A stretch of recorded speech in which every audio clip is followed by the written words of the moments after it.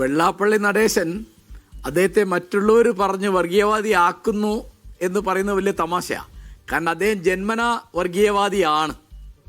അദ്ദേഹം മുസ്ലിം ലീഗിനെ വിമർശിക്കുന്നു എന്നുള്ളത് ഒരു സാധാരണ കാര്യമാണ്. എന്താ വെച്ചാൽ മുസ്ലിം ലീഗ് ഒരു രാഷ്ട്രീയ പാർട്ടിയാണ്, അത് മറ്റുള്ളവരെ വിമർശിക്കും, ആ പാർട്ടിയെ മറ്റുള്ളവർ വിമർശിക്കും, അതൊരു സാധാരണ കാര്യമാണ്. പക്ഷേ വെള്ളാപ്പള്ളി നടേശൻ്റെ കാര്യം രാഷ്ട്രീയമേ അല്ല. ഞാൻ വളരെ വളരെ പ്രധാനപ്പെട്ടതെന്ന് എനിക്ക് തോന്നുന്ന ഒരു ഉദാഹരണം പറയാം. 2015 നവംബർ എന്നാണ് എൻ്റെ ഓർമ്മ. കോഴിക്കോട്ട് ഒരു ഓട്ടോ ഡ്രൈവർ നൗഷാദ് എന്നാണ് ആ ചെറുപ്പക്കാരൻ്റെ പേര്. അദ്ദേഹം ചായ കുടിച്ചുകൊണ്ടിരിക്കുമ്പോൾ അദ്ദേഹത്തിന് കണ്ടിട്ടും കേട്ടിട്ടും പരിചയമില്ലാത്ത ആരാന്നറിഞ്ഞൂടാത്ത 2 പേര് മാൻഹോൾ ആൾനൂഴിയിൽ വീണുപോയി എന്ന് മനസ്സിലാക്കിയിട്ട് അവരെ രക്ഷിക്കാനുള്ള ശ്രമത്തിൽ മരിച്ചുപോയി. ആർക്ക് വേണ്ടിയാണ് മരിച്ചതെന്ന് ആ മരിച്ച മനുഷ്യന് അറിഞ്ഞുകൂടാ, അവരുടെ ഊരോ പേരോ ഒന്നും അറിഞ്ഞുകൂടാ. അവർ അതിഥി തൊഴിലാളികളായിരുന്നു. ഈ വാർത്ത ഭയങ്കരമായിട്ട് പുറത്തു വന്നപ്പോൾ അന്ന് മുഖ്യമന്ത്രി ഉമ്മൻചാണ്ടി അദ്ദേഹത്തിൻ്റെ കുടുംബത്തിന് 10 ലക്ഷം രൂപ ഒരു സഹായധനം അനുവദിച്ചു. ഒക്കെ എല്ലാവരും അഭിനന്ദിച്ച കാര്യമാണ്. അന്ന് വെള്ളാപ്പള്ളി നടേശൻ പറഞ്ഞത് അത് മുസ്ലിം ആയതുകൊണ്ട് കൊടുത്താന്നാണ്. ഇത് നൗഷാദ് മുസ്ലിം ആയതുകൊണ്ട് കൊടുത്താൽ.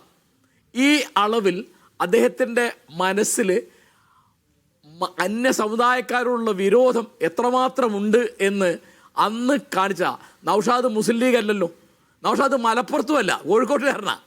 നൗഷാദ് എന്നായിപ്പോയി, മുസ്ലിം ആയിപ്പോയി എന്നുള്ളതാണ് അദ്ദേഹത്തിൻ്റെ പ്രശ്നം. പിന്നെ അദ്ദേഹം ലീഗിനെ പറ്റി വിമർശിക്കുന്ന ലീഗുകാർ മറുപടി പറഞ്ഞോട്ടെ, നേരെ മറിച്ച് മലപ്പുറം എന്ന പ്രദേശത്തെപ്പറ്റി എന്തെല്ലാം നുണകളാണ് അദ്ദേഹം പറഞ്ഞത്.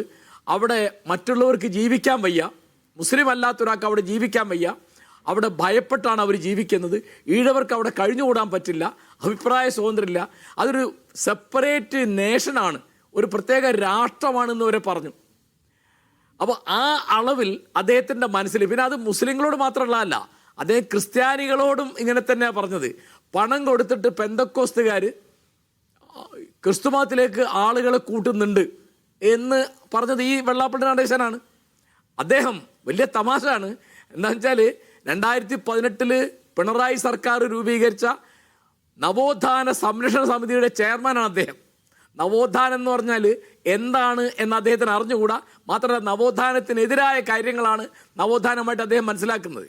അപ്പോൾ എനിക്കുള്ള ഒരു കൗതുകം എന്താണെന്ന് വിചാരിച്ചാൽ, വെള്ളാപ്പള്ളി നടേശനാണ് മിത്രമെങ്കിൽ ബഹുമാനപ്പെട്ട മുഖ്യമന്ത്രി ശ്രീ പിണറായി വിജയന് ശത്രു വേറെ വേണ്ടി വരില്ല.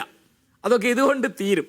എന്താണെന്ന് വിചാരിച്ചാൽ അദ്ദേഹം പറയുന്നത് മുഴുവൻ കഴിഞ്ഞ 10 കൊല്ലമായിട്ട് അദ്ദേഹം ഈ BDJS എന്നുള്ള ഒരു പാർട്ടി ഉണ്ടാക്കിയിട്ട് മകനെ അപ്പുറത്തിരുത്തിയിട്ടുണ്ടല്ലോ.